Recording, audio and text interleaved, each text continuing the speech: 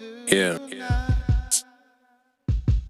look, pretty diamond. I wonder how you're nice looking if you're shining. Wonder if the glow is hidden like you want it to. I wonder if that money stacking how you want it. Imagine how the nights look without no violence. Angels by your side, demons right beside them. Mastering this balance came with some timing. Oh man. Yes. Yes. All right. Let me cut it down. I'm sorry, y'all. That's that new right there. If y'all ain't know, that's that new. It's called Pretty Diamond. Every night, my homeboy Yuri, myself, Profeta, Jeremiah on the beat. You know what I'm saying? That's a new song. Old to us, new to you. But it's on Spotify right now. So go check that out when y'all have the time. Definitely will be pushing that on Spotify for a little bit, just trying to get the marketing wheels turning. You know what I'm saying? Method to the madness. Anyway, hello, listeners. Welcome to the Holly Dada Podcast. I'm your host, KQ Dog, and this is episode 135. Yes, this is another episode. I am here alone. All right. No, but nah, man. Thank y'all for listening, man. Shout out to Spotify listeners, the Apple Podcast listeners, the YouTube listeners, anywhere that you listen to. Shout out to y'all. Thank y'all for listening. We appreciate you. I appreciate you for listening to the podcast every week. That just came off the cuff. So that came off the cuff so good. Like that was just what it was. No, it ain't. It's been a couple weeks. I'm sorry, but at the end of the day, y'all know that I'm still here bringing y'all good over the head content. And today, I got topics for y'all, man. I ain't gonna leave y'all hanging. I got topics. I did not just come here dilly dally and talking about work and how work make me feel and what's going on. Work is that. It's the High Data Podcast. I'm here to entertain and give y'all some topics. I got some things to talk about. You heard me. I got some things to talk about today. There's some things that I came across my line and I said, what the hell is this? And man, as much as I love to have conversation with other people when I pod, that's kind of how the podcast has been over the cusp of it. But I had to always remember how the Holly Data podcast was in the first numbers. Now shout out to my dog Prophetic. Shout out to dog Jeremiah because he was on the first like third episode. You know what I'm saying? So I had a special guest. On the first couple episodes, I really didn't have a bunch of episodes by myself in the beginning. There were like one or two, but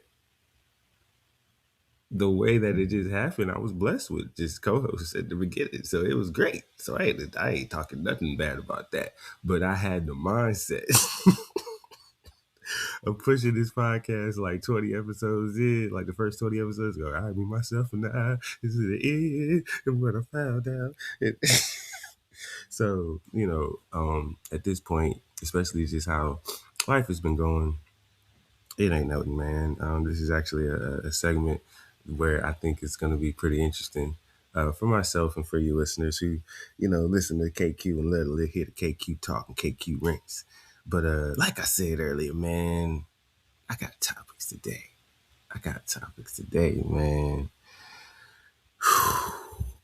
Don't expect a lot of real world stuff.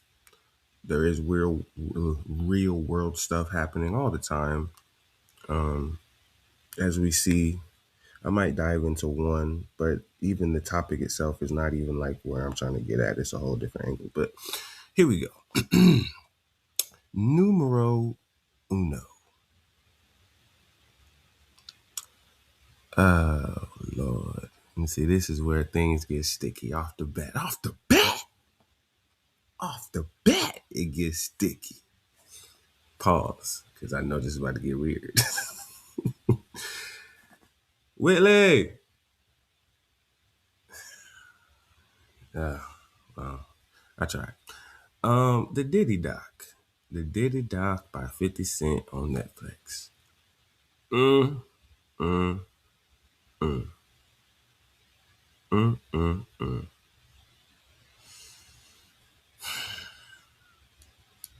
There have been many alterations and many versions of Sean Combs in a very bad light, and the things that have been used as examples, whether it be people who have been speaking out or infamous things that we know in hip hop that might, well, at the time, might had his name, or he was around it and it might have had his name on it. But now with these new stories and these new people, well, these new stories and these new connections and angles of how everything kind of played out. Mm-mm, mm-mm, mm-mm, mm-mm.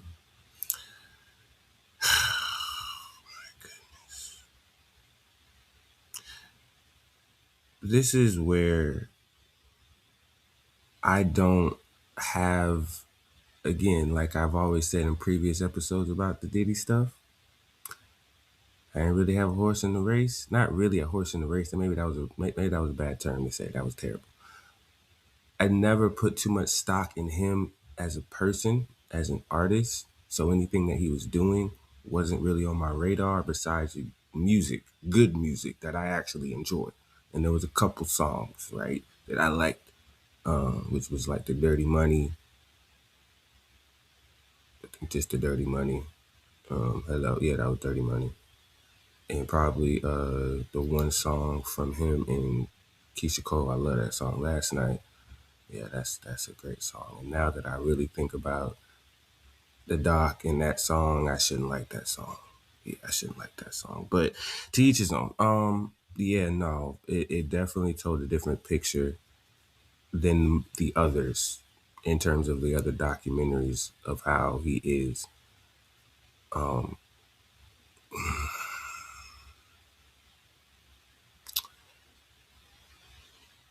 I believe at some point I feel like there could have been moments that could have stopped the momentum of where he was going. I believe there could have been certain people in his circle that could have made a difference instead of just standing. And I'm really speaking on the men than the women, because the men who say they know Diddy and they know Sean and they know where he comes from, they know his family, they know the hood, they know these things about him to why they couldn't understand why he got to this level or this level of unrelatability. If that's, I'm speaking just out of my mind. If that's really your man's and you see him going off the cliff to a degree where there's other people being hurt, I don't know. And I think I say that because of the testimonies that they say about him before they met him. They really looked up to her. Right? They had a, I get it. I get the intro of how they met him and what they thought of him before they knew him. But I guess the knowing of him is where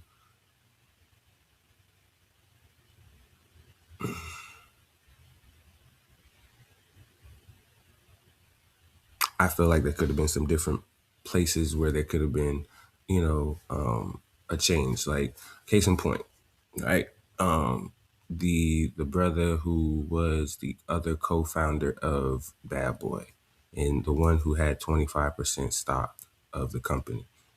And that was set in stone, right? Because it was a reason why Diddy came into his office and told him to give him back the 25% with a baseball bat and all this stuff, right?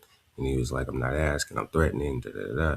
And he gave it up. Now, when he initially said it, right, it was because he didn't want to deal with what was going on in Bad Boy. And he didn't want to deal with what was happening. And he didn't want to deal with, you know, what the repercussions would happen if he didn't, right? And he wanted to keep a friendship, or I get that, so he gave it up, right? And then Diddy did what he did in terms of ostracizing him, and that's fucked up. It's fucked up all the way. Nothing to say there. But the part that kind of get me a little is that you're trying to get your 25% back in the back end, like. And I'm not saying that you shouldn't. I'm not saying you shouldn't. And he said, I have the ability to look at the company. I look at when I'm in the company, I'm paraphrasing, but I'm looking at the company to where it lasts rather than, how I feel about it personally. I look at how it needs to be, what needs to happen for it to last. That needs to happen for it to last. Then I'm going to do what I do. Cool. And then, things happen outside of your understanding and knowledge because you let go of the company, or you will let go of the company, and then you want your 25% points back. But what I'm saying, and this is where the take comes in from a far left. If that's how you felt, you should have took that back from Diddy and had a fucking. We going to blows, nigga. We going to blows. If that's how you felt about it, for real, because it wasn't a gun. You said a bat. It was over your neck, over your whatever. And I'm not trying to say that there were things that he also said at the back end of the documentary where I will withhold the rest of my take, because if you watch the whole documentary in totality and everything that was involved with everyone who spoke on it, everyone's a victim in some way by him on his path. And I can definitely see that. It's very clear. It's very clear that I see the understanding of how everybody is traumatized by him in some way, shape, or form. And why a whole bunch of people wanted to rise up and stand up and speak out to what they did, what he did to them, from all angles. Lil Rod, you know what I'm saying, the assistant who was with him for years. I understand why they were ready to feel empowered to stand up because of the Cassie situation. And even that was the most disturbing part. That was the most disturbing. The Cassie part is, not gonna lie, y'all. I'm not the guy to like get all. Well, I am the guy to get all jokey when it gets sexual, but that was not jokey. Maybe no. See, and no jokes, no jokes, no jokes, no jokes. That was bad. That was bad. That was awful. In the moment, I understand how it was a party, but then that's where the adult mindset comes in. And I think one of the people, I think she was the leader of the Diddy Kane, was saying it's not so much of the, or I forgot, maybe it was someone else. I'm sorry, I'm throwing just names out now, but it's not. It's one thing to live it and go through it and be like, it's nothing, and then you have to talk about it in the future from a different space. And that's where it gets like, ugh. And I felt that. Right, one of the people said that, and I felt that because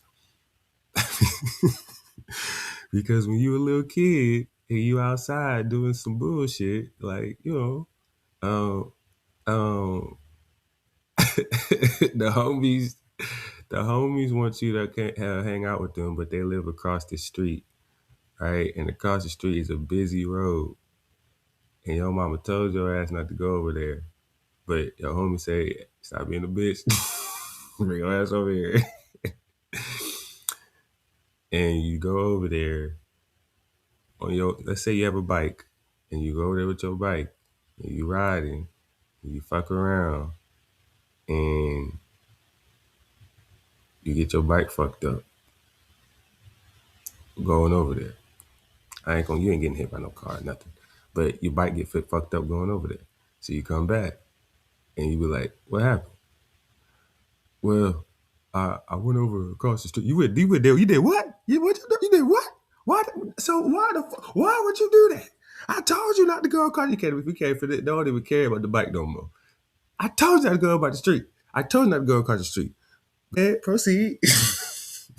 It don't matter. It don't even matter how the mic got fucked up. I told you not to go across the street. So the point I'm saying is, in the moment of them doing these sexual acts, which was lit and litty and when they were on this documentary talking about it, it was like, y'all did what? You did what? Y'all thought that was fly? You think that was fly? Oh wow, okay. Oh wow. Yeah.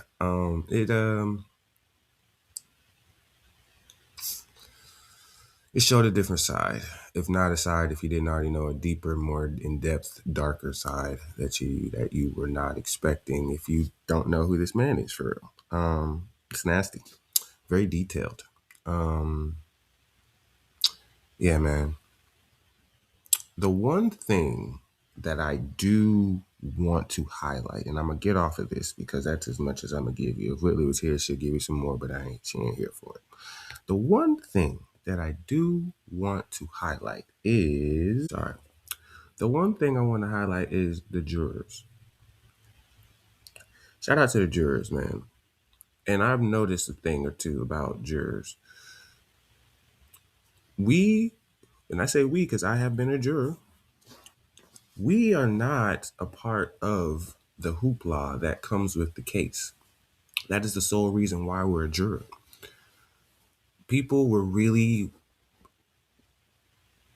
convinced that in the documentary, I would say, people were really convinced that Diddy's PR team, who were doing things outside the courtroom, talking to people, social media, XYZ, getting the public court of opinion, means something, and it does not mean anything.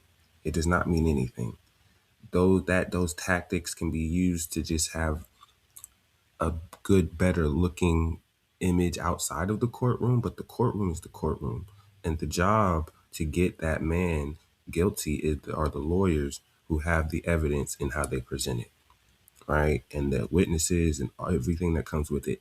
And the juror's sole responsibility, especially for cases that like that, is to not pay attention to nothing outside of what you are presented in this courtroom. And anything outside of that courtroom is null and void to what is in this courtroom. It's the first thing that they tell you when they get in there as a courtroom, as a juror. I'm giving y'all some game because I've learned that a lot of y'all, if not everybody, avoids jury duty.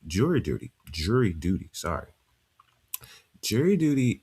I believe is very important. I think it's pretty dope. Not saying I want to have that, stain. I don't want to have that narrative saying it's dope, like, oh, but it's something that is. It's an experience that everybody should have. You should not avoid it. I'm not saying people avoid it, but things happen and where they cannot. So most people I know have never done jury duty before, but I have. And the case that I had was very, very, very, very important and very serious, to where that man was facing lots of time. So we had to definitely make sure that everything that we had.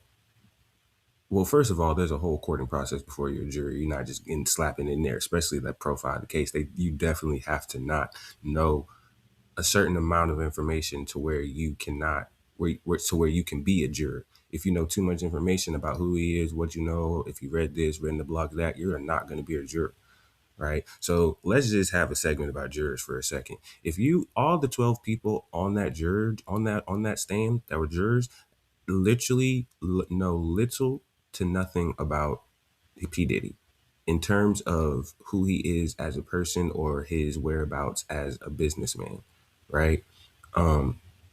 That's kind of the point when you are trying to get an unbiased opinion on a case.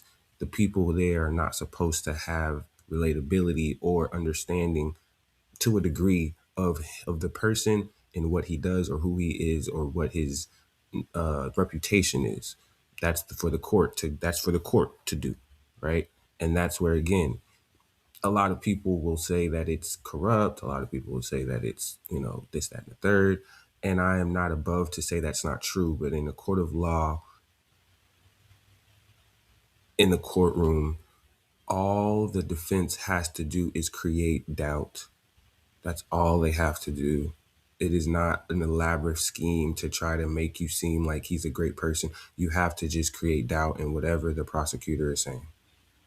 That's literally it.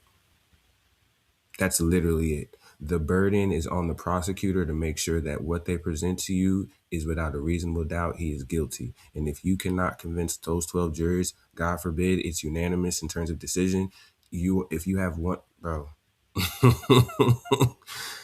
it's not so simple. And even if you are inside that courtroom and you're listening to it in the courtroom, like not just as a juror, but just as a person, you realize that it's not so much of a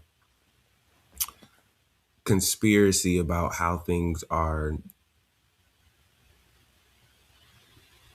played out, because it's very quiet. It's supposed to be very organized, to where when it comes to witnesses and things of that nature, the first thing the fir- the first thing that they do when witnesses come on the stand, especially if they are the prosecutor, is they try to build credibility.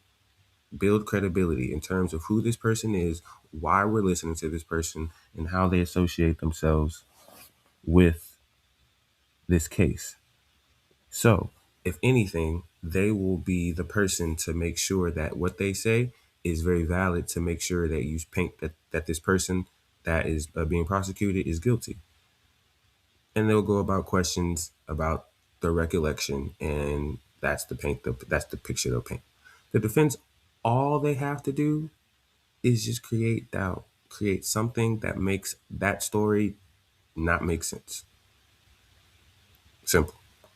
Right. And there's a lot of ways to do that, especially if there are known, not even known, but let's just say now we're getting to the public court opinion. There's known facts that there are people who are in Diddy's camp that have these stories that are very heinous and can definitely get him in some trouble. But at the same time, if the defense is a good lawyer, they could spin it to say you were there in all of the shit.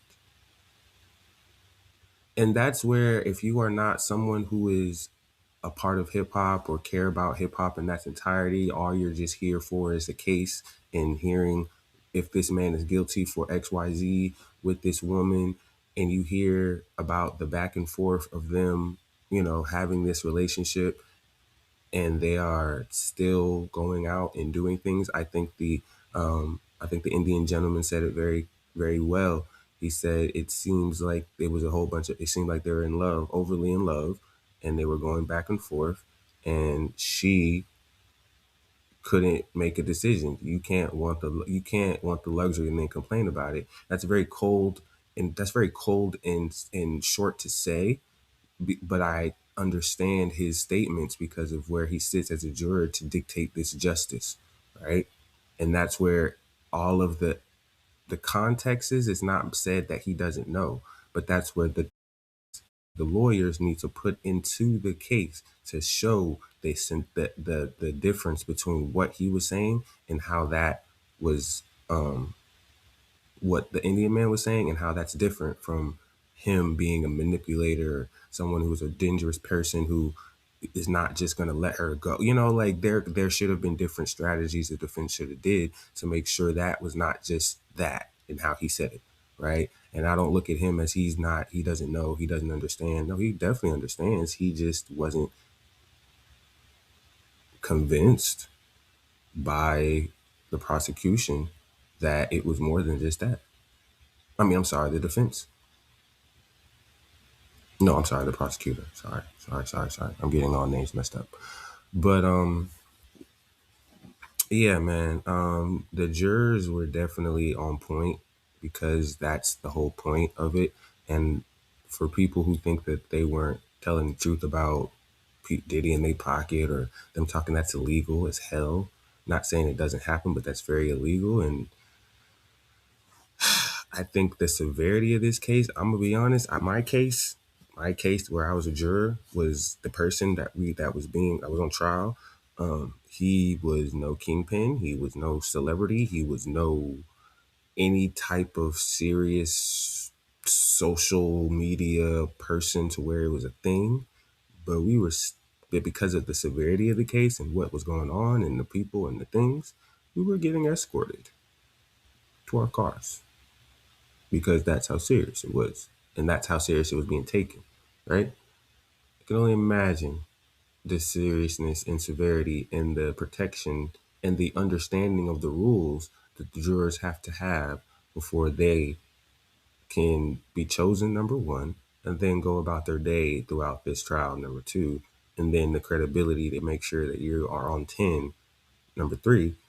And then, we have to make sure that we understand what he was being tried for, right? And again, domestic violence was not a part of domestic violence was not what he was being charged for when they said they were deliberating. So that's where it also gets sticky because when you have cases that are very specific on things and you're presenting things that are not a part of the case, when they go in that deliberation room and they start deliberating about guilty, not guilty, and people start having their opinions or feelings about things, the main person who keeps the one in order or the main person who keeps things in perspective, I want to say the four juror, I was the four juror for my case. You have to make sure you have to always keep things back in line and perspective. It doesn't matter if he did this thing. That has nothing to do with that. Let's keep it in perspective. That has nothing to do with that. We're not charging him for that. We don't care about that. That's not what we're talking about. So what if he did this? So what if you feel like that? That's not what he's being charged for. Is he being charged for this? Then no, we don't care. It's like that. Like it's real like that. And sometimes you feel morally, emotionally to your core like this is not what you want to say. But if we're sticking to what we're saying or sticking to what's being said, yeah, he's not guilty of this because that is not what was presented in that courtroom. I could feel like that, but that's not what was presented in that courtroom. Doubt was presented in that courtroom. So now we have to say he's not guilty because I have doubt. Simply, plain, simple, out. And I think a lot of people have a problem with the way that goes. And the most people who have a problem with that goes have never been a juror. You've never done jury duty.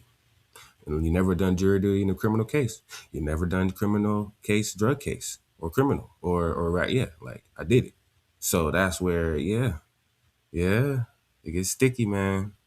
It gets sticky. So the other many cases that he has pending, after that, probably won't be so lucky. Um, if every if everything is true, this is still a documentary. I still want to give it that respect. But if those things are true, then you are definitely going to have a lot of things to answer for once you get out of jail. You're going to have a lot more cases to fight. So that's one thing I just really saw this past week, and that was very interesting, man. Very, very interesting. Um, I might take a little commercial break. Might have you listen to a little bit more music. Then I'll come back for some more. All right. I will rendezvous back with you guys in a minute. Ciao. All right. Hello, listeners. Welcome back from that commercial break. I appreciate you guys for being patient while I return from this, hold on, hiatus. I'm trying to get this together. All right. What the fuck? What the hell? Get this out of here. Hello. All right. We are back. And I know I sound a lot different from what I did before. We'll get to that in a second. No, we'll get to that now. So, what did I just do while on this commercial break that make me sound 1,000% different than what I did before? Um, Through that commercial break, your boy just went through a whole world of things. I just went through a baby shower. Shout out to the company that employs me. We had a great baby shower. I loved it, enjoyed it. Very, very, very, very great. And then after that, my homeboy, DB, shout out to DB. We love DB. DB will be back very soon. His girlfriend just had a birthday party. and I just came back from that. Lord, Lord, oh God. Um, the baby shower was great. It was wonderful. Had a great time. Um, yeah, let's put a pin in that. Um, the the birthday party was even better, even better to end the night of this great experience that you guys are listening to get this intoxicated version of me. Um, the birthday bar crawl was great. Shout out to DB and his girl and his girlfriends. Well, sorry, DB's girlfriends for making it a great experience. It was great, as well as DB for being the host of such a great event. So yeah, man, it was a great little shindig. This will be now a whole different experience now from the Highly Dotted podcast because DB has now got me in all terms and understandings fucked up. But we're going to continue with the Highly Dotted podcast 135. Yes. With the next topic that I had of this episode, which was Jake Paul and Anthony Joshua. Now, it's so funny that we talk about this now because I was saying how I always get this wrong. Not this particular situation, but when it comes to predicting the winner of a fight that is controversial, I tend to lean to at least my common sense of who would be the winner, especially when it comes to Jake Paul's fights. Um, I tend to think that the people he's facing, even though they're older and not really in the sport or in their prime, that they're not gonna let this guy just walk around and do whatever the fuck they want. So they're gonna knock his ass out. Not been the case, right? He's lasted rounds. Um, he's lasted a whole fight to where, damn, man is actually winning fights against people that we shouldn't think that he should beat, right? Mike Tyson was the last fight he had. And I think I said on this podcast that, yeah, bro, Mike Tyson is older, but he ain't going to let this dude, Jake Paul, last a fight with him. That's still Mike Tyson, right? And we saw how that Mike Tyson fight went. So in this this Anthony Joshua fight that he had with him, my brain was saying, you know what? Mind you, it was supposed to be Javante Davis, but that didn't happen. So when Anthony Joshua was the last replacement to have this fight, I was like, they're not gonna let the cash cow of Jake Paul really get really hurt or lose, or they're not going to do that. They're going to keep the machine going. So I was like, if I was a betting man, regardless of what I would think morally to my heart what would happen, they're going to do some shit to where Jake Paul wins this fight or makes it seem like it was a fight that Jake Paul put up. Ladies and gentlemen, if you have not seen that fight, or if you did see that fight, because I saw the fight, I was disappointed. And I wasn't disappointed because I thought Jake Paul was going to perform better. Jake Paul he did exactly what I thought he was going to do. And I think that's the fucked up part of this situation. He did exactly what I thought he was going to do. And that was run across this ring, because if he gets hit one good time by this person, who is Anthony Joshua, you're done. And that's exactly what happened in that fight. He was done. He spent most of the fight running. falling. Mind you, the falling, oh my God, bro. I'm not a boxing purist. I'm not a boxing fan like the other sports that exist in this world. But I can definitely know for a fact that all that falling he was doing was disrespectful. You cannot, my brother, Jake Paul, you cannot be throwing punches and then fall to the ground. And the clinching is one thing, but you fall to the ground and the ref gives you grace by not calling that a knockdown. But the thing that fucked me up, that was making it seem like, oh yeah, no, you're cooked, is when every time he fell to the ground, he would grab Anthony, he would grab his leg. Like grab his leg, like be like under him, like curl under him. And it would the look of it would just look so weird. Like, why are you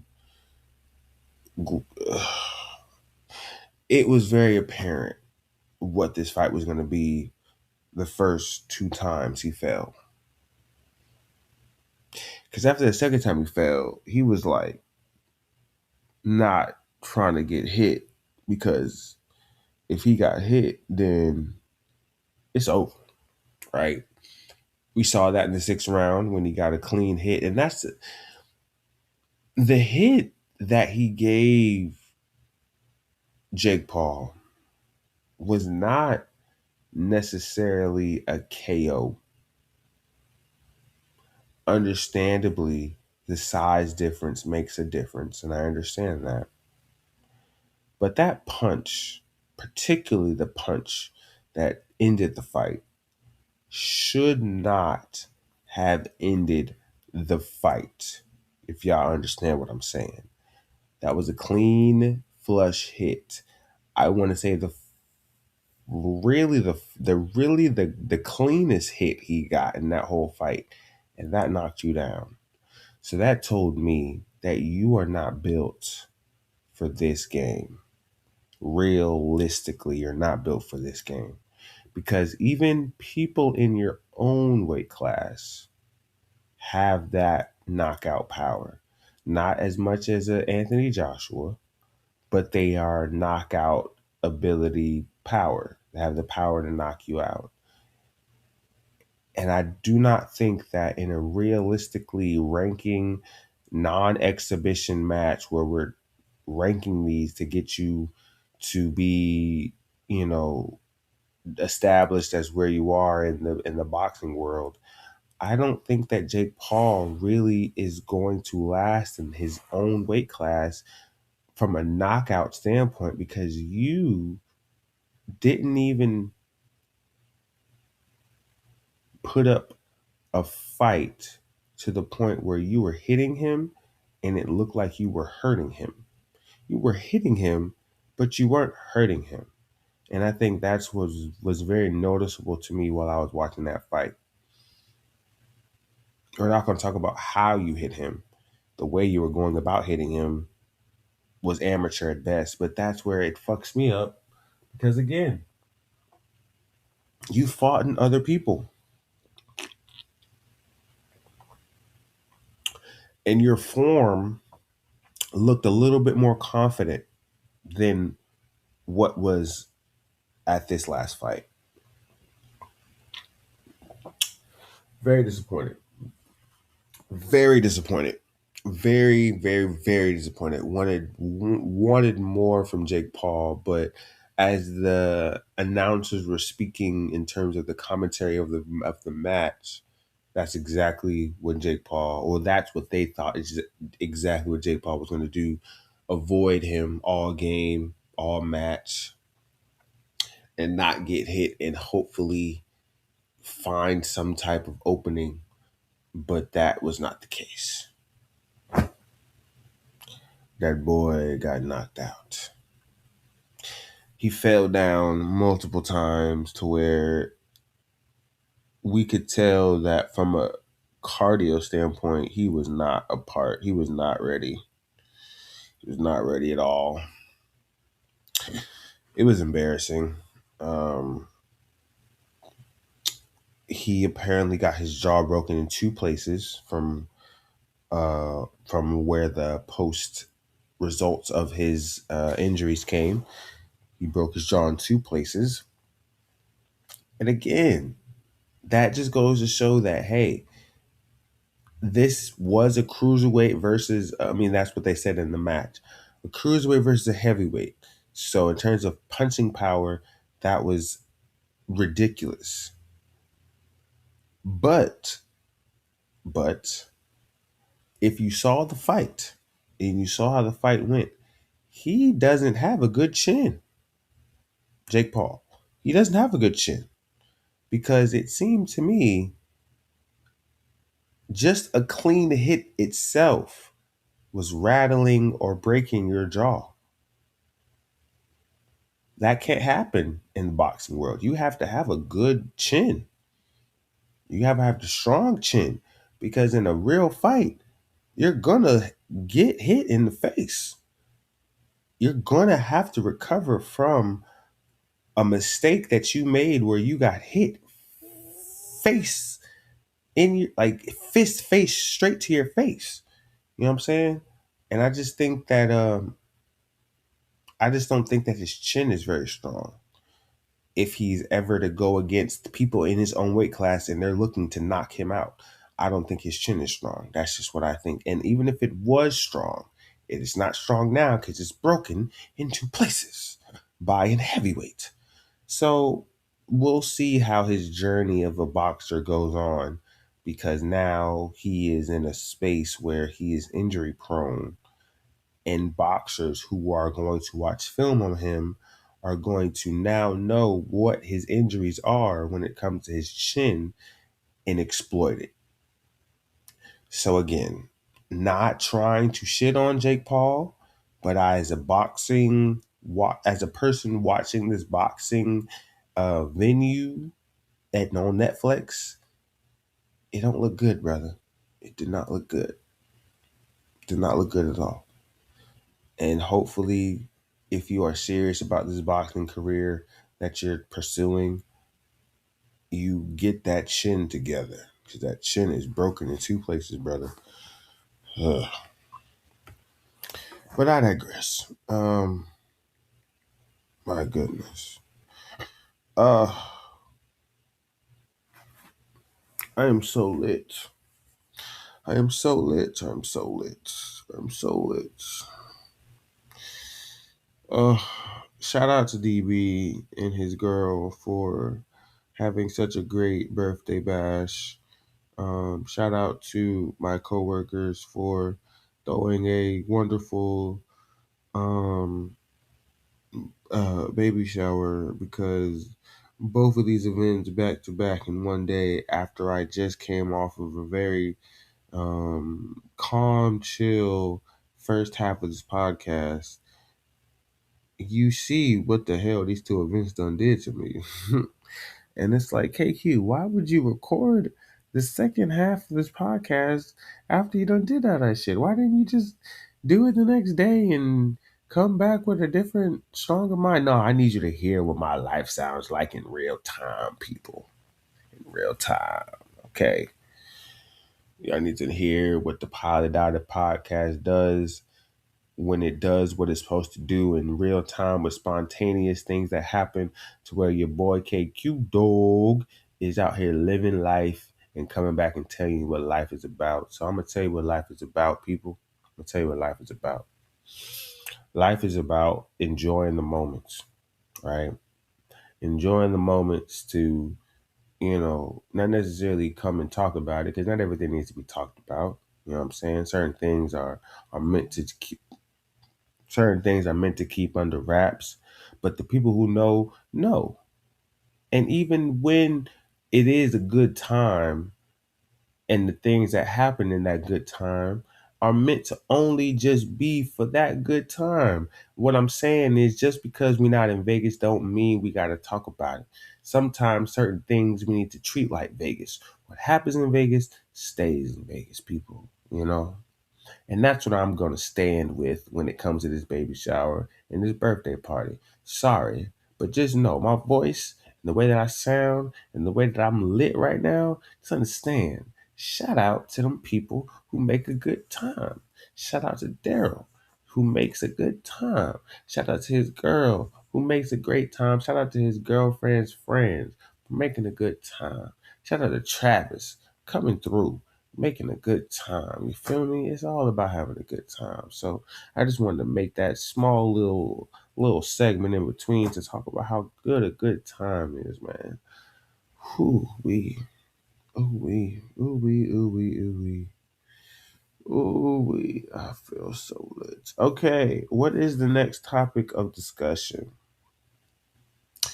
We are here to talk about the Epstein files released. Oh my gosh. Oh gosh, oh gosh. So here's my thing with this topic. My thing with this topic has nothing, I mean, it does have to do with the actual files case itself. Um I mean originally, but all right, here we go. Um so the files have been released. The pictures, a bunch of statements, a bunch of paperwork, a bunch of things that have been released. But a lot of the faces with Epstein, particularly Epstein, have been blocked out. A lot of the information of the documents that have been released have been blacked out. Majority of the footage that has been released has been edited and altered, as a lot of people have pointed out, to where it's like, what the fuck did y'all send this shit out in the first place? Let's just start with the surface level. And then we go deeper about how the government or the people that run shit really don't give a fuck about the rules that regulate the shit that we go by. There are a lot of people who were affected by this situation, and there are people who are going out and making statements and making stories about how the reason why these people who are blacked out and a lot of this information is blacked out is because it's for the protection of the people who don't want to be harmed or their families to be harmed by the people who were in this case. And it's very interesting because the Diddy situation was very relatable with this Epstein. Not trying to make them the same, but in terms of a whole bunch of people who've come out and spoke against a man who's done some heinous shit, it's different. It's different. I see the difference, and I see the difference to the point where people aren't even looking at it from a space where,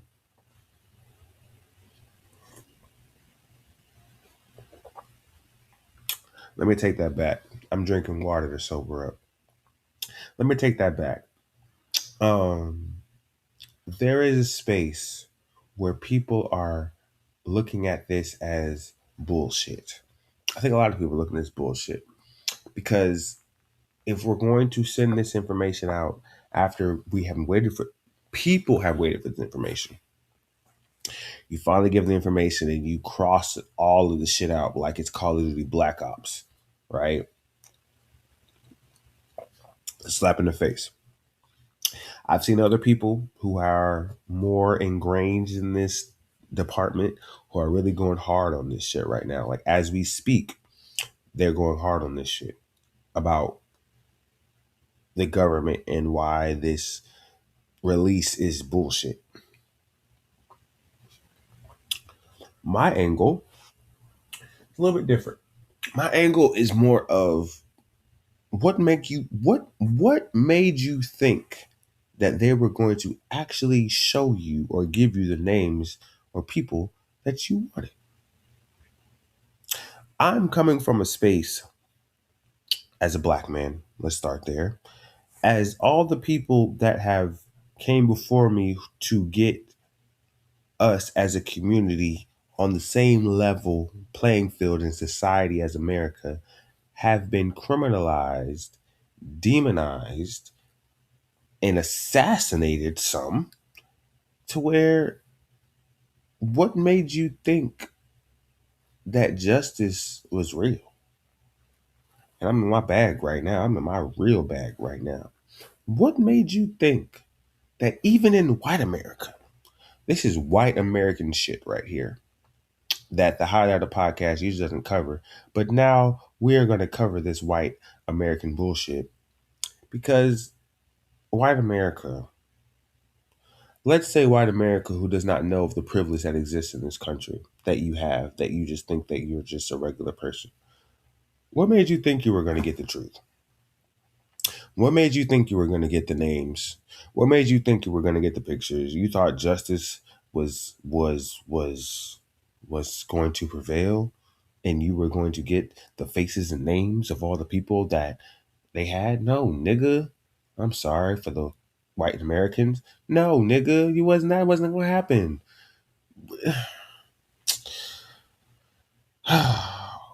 I see the outrage that people have about how this is not what they thought it was going to be, especially with all of the blurred lines and all of the blackouts and all of the blackout faces and pictures.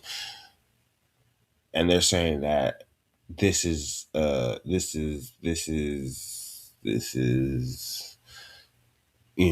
not right. This is not what America's principles were standing on. Maybe 135 is the episode where I just don't give a fuck. Y'all, really, really, really, really, guys, know your history. That's all I'm gonna say. Know your history of the country you're living in. That is literally all I'm gonna say. More about this topic. Know the country that you're living in, so you understand that the things that you think that are right, justice, um, um, um, the righteousness of where we should be as a people when it comes to crime and it comes to, court cases. Please, y'all need to experience some things and get out of this delusional bubble that y'all think that justice is real. Podcast might never grow from this after this one, but I'm being dead ass. Like, the Epstein shit, the Diddy shit, and that's why I kind of brought these two topics in the same episode to bring a whole point home. Stop thinking that justice in terms of righteousness is going to happen. It is not. Because if that was the case, then a lot of things and a lot of people would have been stopped and halted before it got to a critical moment. I'm sorry if I'm the one to burst your bubble on the Highlighter podcast, but this is not the place to think that powerful people are going to get their just due, because they're not. They're not. They're not. You're not going to get what you think you're going to get when it comes to these powerful people. They're not going to give you the true execution, assassination of a evil man or woman who's done crime the way that you want them to. It's just not gonna happen. Sorry. I don't want to burst any more. I don't want to burst any more bubbles, but that's just where it is. I saw the documentary. I've been privy on the Epstein files and what they've been talking about with it, and the people who are involved. And I mean, I'm coming from a space to where it's not insensitive. It's what the people at the top of this country who have power are going about it, who the fuck cares? So what? What you gonna do about it? Nothing. So we're gonna move on. And who's gonna stop them? That's just where it is. My podcast will definitely start turning to a conspiracy podcast, but that's not where it's trying to be. I'm gonna get out of here and move on to the streets. I'm gonna move on to the streets now. 21 Savage. 21 Savage had a new album called The Streets Is Dead. And it's more so of his interview that he had with Big Banks on YouTube. Big Banks is, he's been doing a lot of interviews, a lot of people. He's most famous recently for his interview with Young Thug and the whoop-de-doo and all the things that Thug said in that interview that made him a lot more popular more than his album. So he's doubled back and he's had 21 on this in this most recent interview. If you look at the comment section of that video, you see a lot of people speaking on how 21 Savage is a lot more mature, a lot more intellectual than people thought he was. He's a lot more, people had biases and didn't think 21 Savage was acute to certain things. So, they were definitely surprised by his takes on the interview. So, he definitely raised a lot of eyebrows and, did a lot of double turns with heads with this interview. My reasoning for bringing up this topic is because in this interview, he spoke about how, the streets, which I am not from, which I don't have any affiliation with, to where I don't have any type of say in per se. And this is where 21 was giving his opinion on the internet, has opinion on what the streets and on the streets, right? And that's where the streets started to fuck up at. When the internet started to have opinion on what the streets do, and that started to take effect on what the streets do. And, I think there's always been a code with the streets and people who move in the streets about, what is law and what is not law. And I think the biggest of the biggest is snitching, right? And the snitching of telling who did what and why you did why and who was involved in what is where the technicalities of snitching get sticky. And I mean, again, if you are not a part of this culture, this street culture, this understanding of it, then it doesn't apply to you.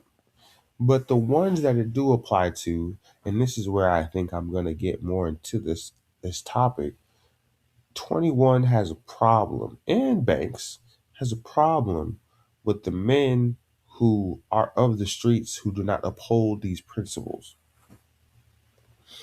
And these principles, really, let's just keep it simple, is you ain't telling, right? And the factors of telling, and what is telling and what's not telling, and what you did and how you did it, was that telling or snitching and telling. Confusing a little bit to me. But if you listen to how they break it down in the interview, it makes sense. If you are coming from a blank canvas and you are just listening to what they're saying and you're going off of what they're saying, you can understand. However,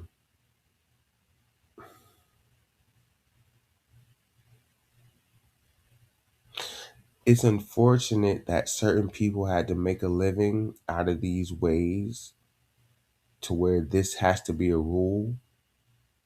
But even in that rule, which 21 Savage made a great point at, this is not just a street code or a street thug or African American thing. This is a cultural thing around the world,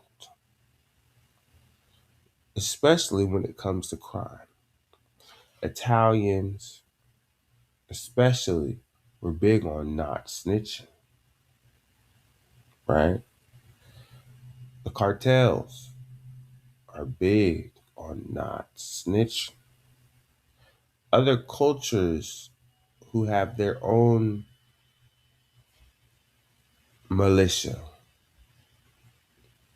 better known not English, have a code of not snitching.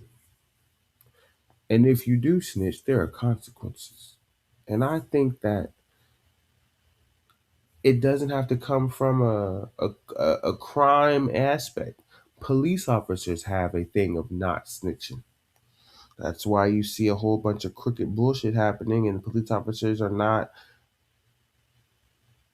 calling themselves out on public court cases because there's a code when it comes to the badge of not snitching on your own. And if you do, you are a rat. And rat is something across all cultures is mean as dead. Dead to them as living. So in this interview with 21 and Banks, the rat and the snitching was being tossed around about certain conversations and certain examples. But I think with me, it always came down to if you are not of that cloth, then this conversation don't mean nothing to you. If I am a person who's come from a good neighborhood and I look at police officers as good people who hold the law, and every interaction I had with a police officer was very nice and very courteous and, nothing of the ordinary, then I don't have a problem telling an officer about what had happened because that's exactly what I am told to do. But it comes to a dynamic where, depending on who you are, who you hang around, that's an issue and that's a problem. And I think now we're at a spot in our society as a black community society where the street life that is a part of black culture is dying because of the morals that they hold. Not necessarily they need to die automatically, because I do believe that black people need to keep our shit inclusive and we don't need to be sharing and telling everything to others when we can handle our shit ourselves. We should definitely be able to police our own shit. But I also understand that if you are not from a certain way of life, I'm not going to play by those rules that you say. F that. So it's a tough battle. It's a tough battle. I definitely see both sides. Um, it's interesting. But I definitely wanted to bring that to the podcast and wonder what y'all feel about that. So put that in the comment section and let me know how y'all feel about that.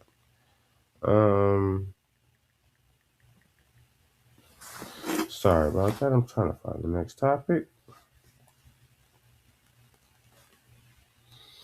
All right. Man.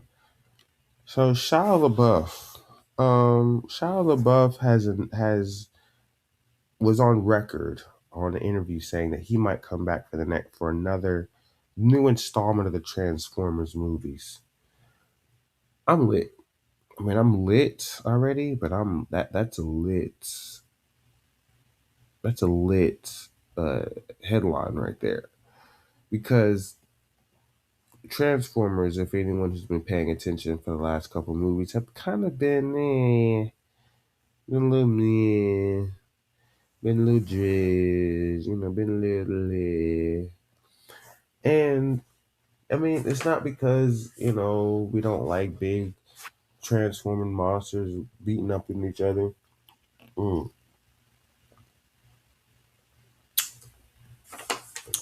But there was a sense of a sense of connection between the human and the transformer. the Autobots, really, right? Shia LaBeouf's relationship with Bumblebee in the first two movies was where we really enjoyed Transformers because of Shia LaBeouf's acting as the human protagonist in this movie. And for me, it was his outspoken, just random, moments that he had in the movie that just made it pop, right? Like, um, when maybe not the first movie, but the second movie when he went to college and the girl that he had in his car was a whole fucking Decepticon and he didn't know it. And maybe Bumblebee didn't know it for real, but he did not like that girl and he kept fucking her ass up every time she got in the car.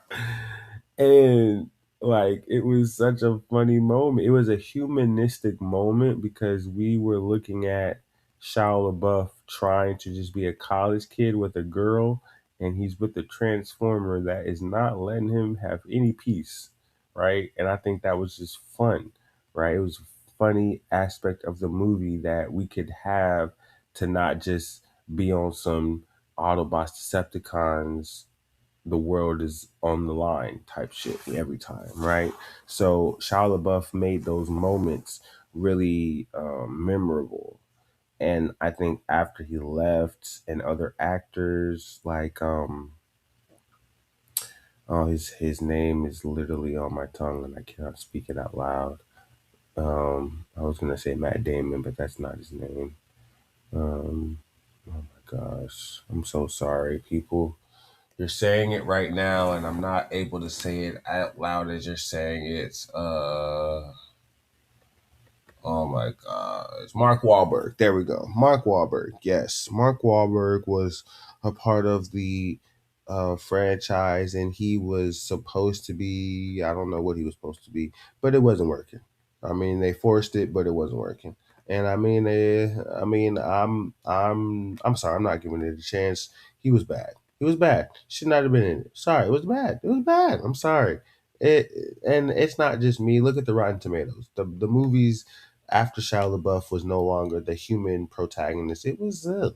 You know what I'm saying? Shia LaBeouf brought something to the franchise that made it more than just robots fighting robots. Um, that's where it kind of just, made it more of what it was. So I'm happy to hear that he's back, or he's attempting to coming back.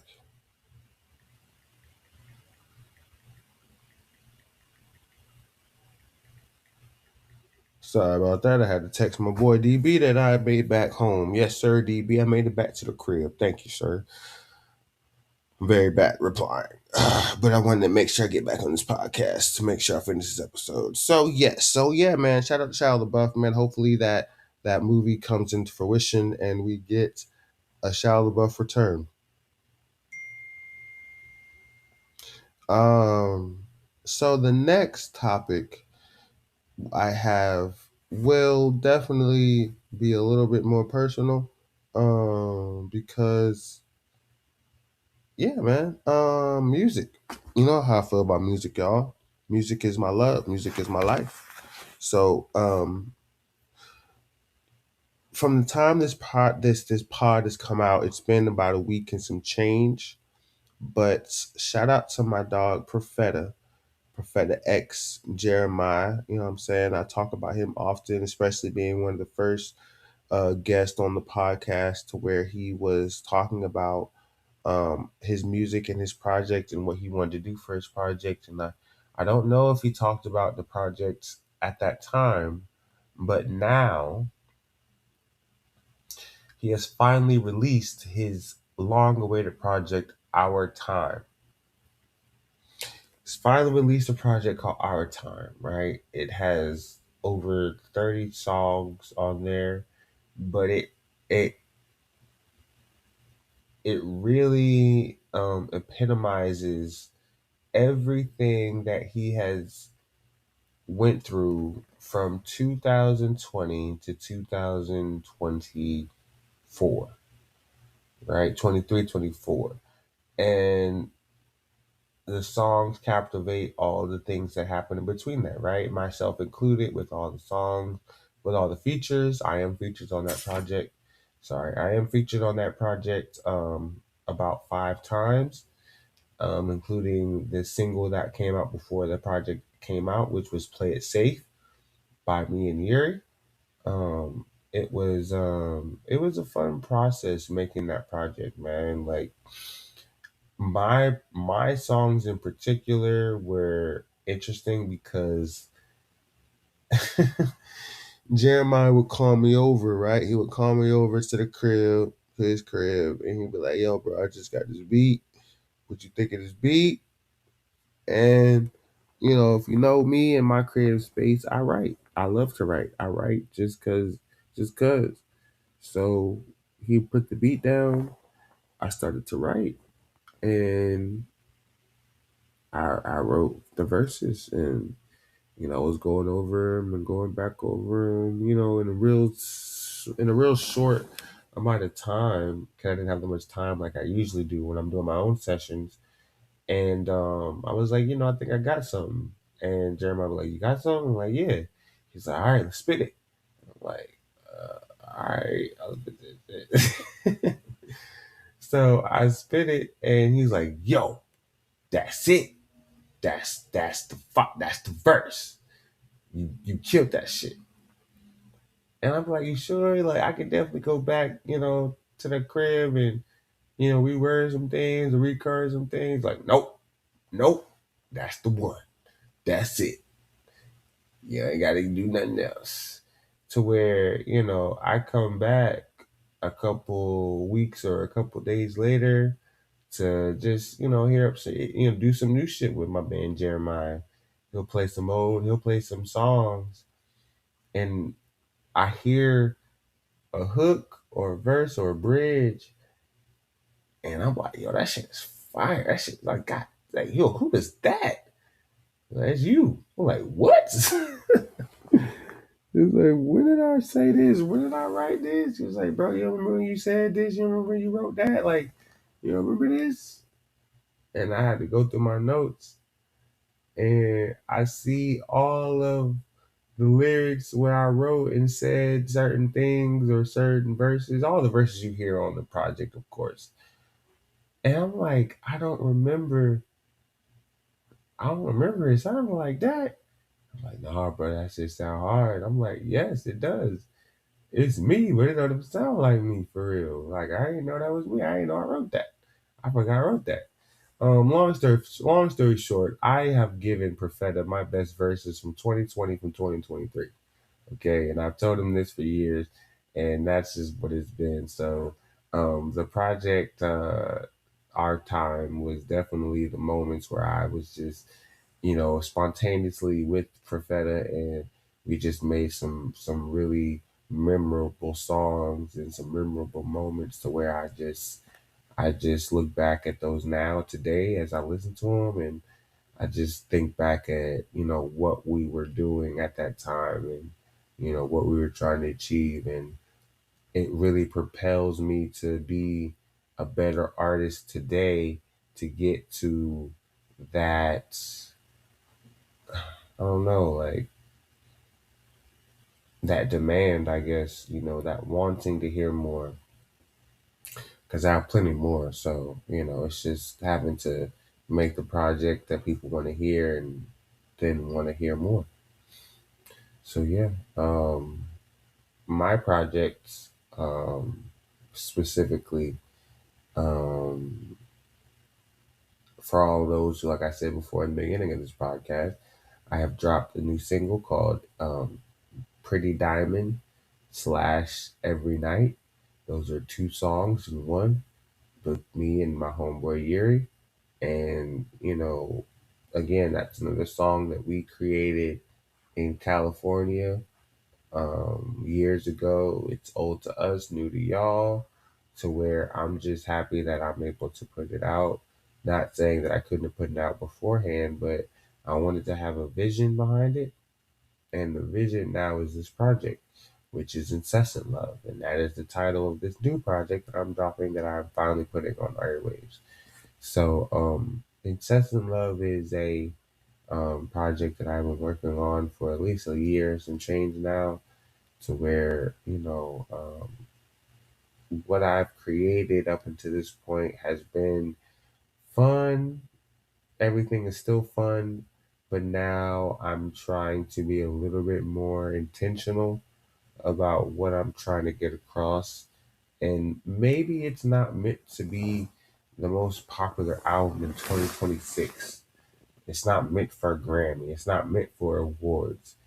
It's meant for me as an artist to see that I'm able to evolve to a different space, and the music shows, right? And I think for me, I had to really sit down with myself a lot to really understand that what I'm doing, or why what I'm doing, is not meant for just money, or it's not just meant for attention. The satisfaction of you just dropping a song and it's your song is enough. You know what I'm saying? Whatever comes after that is the cherry on top. But I shouldn't be so focused on a certain number of views or a certain number of streams to where I'm getting a certain number of revenue, because that's not why I do this. You know, um, that's not why I do this. I don't do this because of that. I do this because I feel things and I express things, and I want people to hear what I've expressed. And if they like what I like, they can hear it too. I literally had an encounter with someone that I went to high school with that I haven't seen in years, years, years. And she saw me for the first time in years. She called me over and she wanted to let me know that one of my songs from my most recent album that she plays an unhealthy amount of time. Shout out to you. But she wanted to let me know that I play this song. I have not seen you in years. She said, I've not seen you in years. But this new project that you put out, and this song that I hear, that this right here, I play this all the time. All the time. And that made me really feel like a strong sense of motivation and ambition to keep doing what the fuck I'm doing, because I did not think that I was going to run into that girl and have that interaction with that woman, and for her to say what she said. And I don't think she knew what that meant to me when she said it to me. But at the end of the day, that's what happened.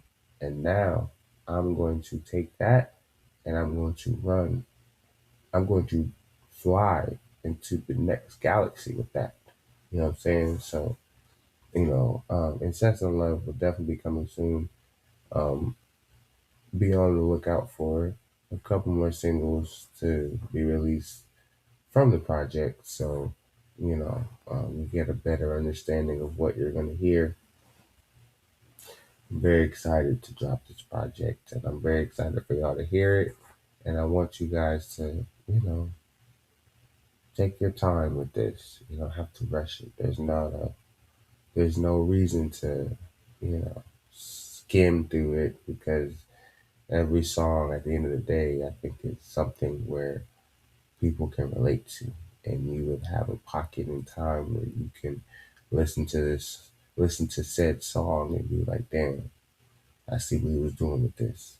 And, you rock out to it. So, yeah, that's just my thoughts on that, and where I believe the expectation of the project is going to be.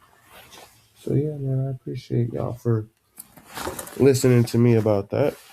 Most definitely. I hope that audio wasn't too low while I was talking, because I'm lit as fuck.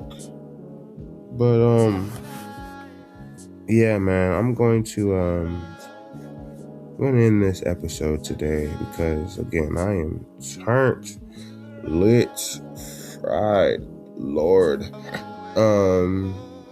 That I am so proud of everyone who has been rocking with me. I'm so thankful for everyone who's been rocking with me. So thankful for everyone who's been supporting me. It's just been a wild ride. And as we are even recording this episode, I'm just thankful that y'all are still listening, because my ass is fucked. So I appreciate y'all for listening to KQ and even this inebriated state. I love y'all, man. Thank y'all for listening. Shout out again to all of y'all who listen. I'm gonna have another episode very soon. Trying to be consistent once again. I'm not going to say next week. I'm going to say next time, because we don't know how this thing's going to happen. But I promise you, man, the road to infinity will continue as we go. And I am your host, KQ Dog. And we out. Bye.